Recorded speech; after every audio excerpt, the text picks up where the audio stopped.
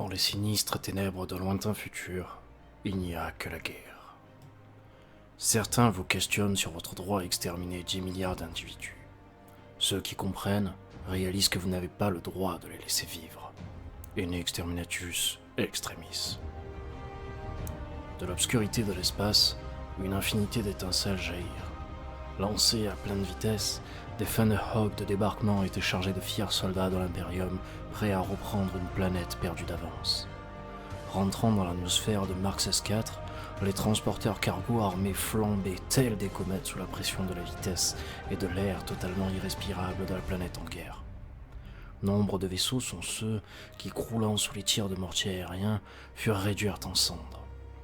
À l'intérieur des vaisseaux, les derniers espoirs du genre humain préparaient leurs armes tout en récitant des cantiques dans le but de se donner du courage.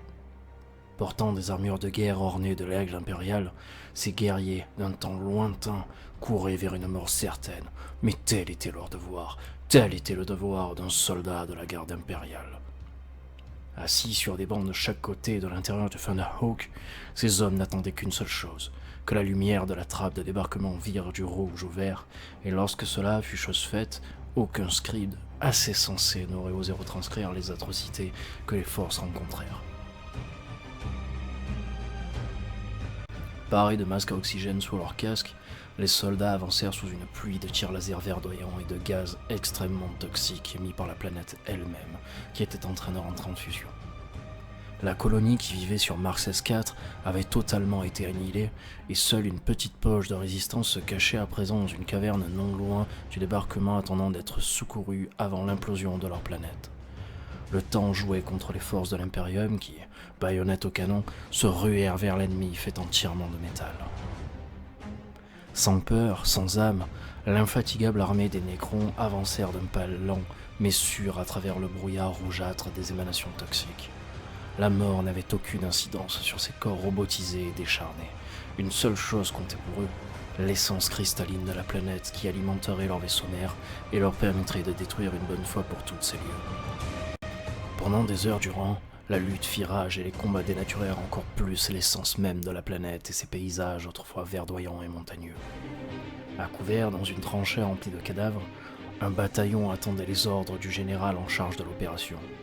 Ceux qui n'avanceraient pas vers l'ennemi seraient fusillés. Les autres recevront les louanges de l'Imperium et seront les héros de demain.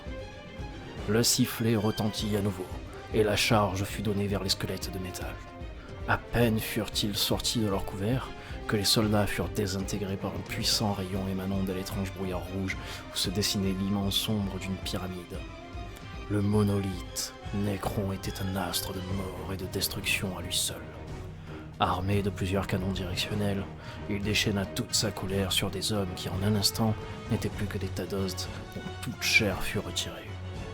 Noirs, telle la pierre d'obsidienne, l'on pouvait y voir se dessiner dessus les âmes tourmentées des défunts et les symboles obscurs et nébuleux verdoyants représentant des messages de mort et avertissement à tout être qui oserait se dresser face à la multitude de cette nécropole qui avançait sans bruit.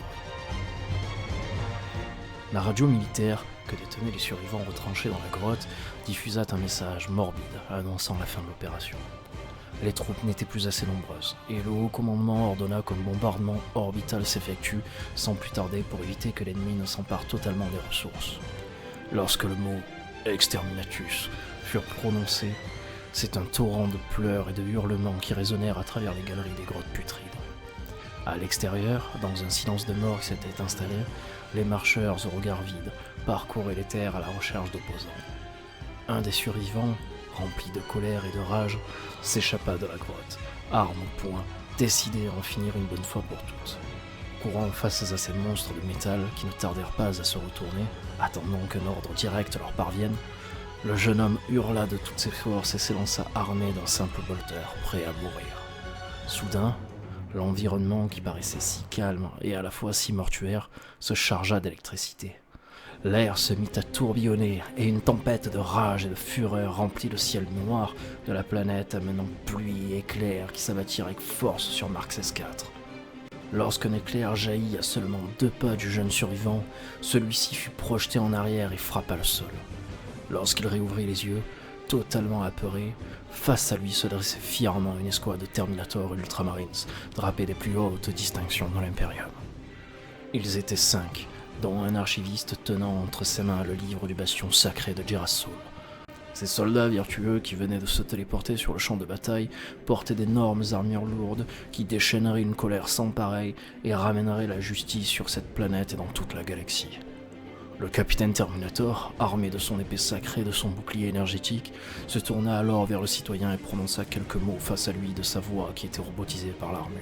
« Citoyen, vous seul, vous n'êtes pas le bras armé de l'Imperium. » Un des Terminators de l'escouade, qui portait une mitrailleuse lourde, imposante et des crânes de métal à sa ceinture, s'avança vers les porteurs de mort, et de même, par une voix robotique, lâcha ces quelques mots. « Ensemble, nous le sommes, mes frères !» Un torrent de flammes se déchaîna sur les soldats de métal, qui furent brisés un à un, avalant la tonne de balles perforantes de l'arme du Terminator, qui sous son armure était entièrement galvanisée par l'adrénaline du champ de bataille. L'archiviste se mit à réciter diverses incantations, promptes à réinstaurer l'équilibre des forces. Et tous, comme un seul homme, se mirent à hurler distinctement « Pour l'empereur !» Tels furent les mots scandés par l'escouade tout entière, lorsqu'elle se rua sur l'ennemi avec courage et bravoure, déchaînant toute la fureur de l'empereur, un à un brisant ses assemblages de 100 vies tentant de riposter.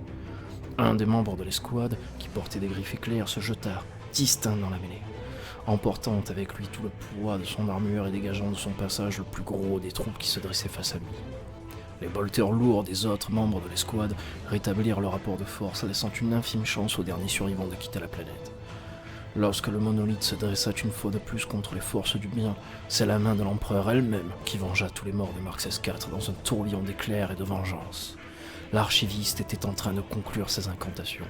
Ses yeux, emplis de magie et d'éclairs, prêts à voir et à contrôler l'invisible pour servir les plus faibles et restaurer la paix dans l'univers.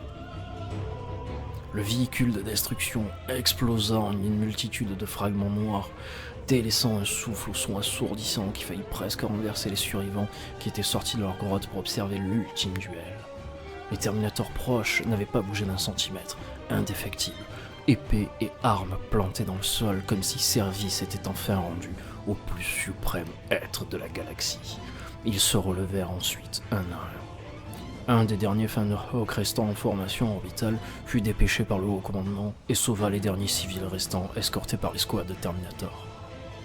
Quittant la planète à toute vitesse, les derniers nécrons restants sur la planète purent lever les yeux une dernière fois vers le ciel noir et y voir l'étincelle de vie et de mort que jamais eux-mêmes ne posséderaient. L'exterminatus détruit à tout jamais entièrement Mark 4, et à tout jamais, l'empereur protégerait ses fils. Telle est sa volonté. Extrait du journal 5874, commandant Léopold Vernos. Fin de transmission.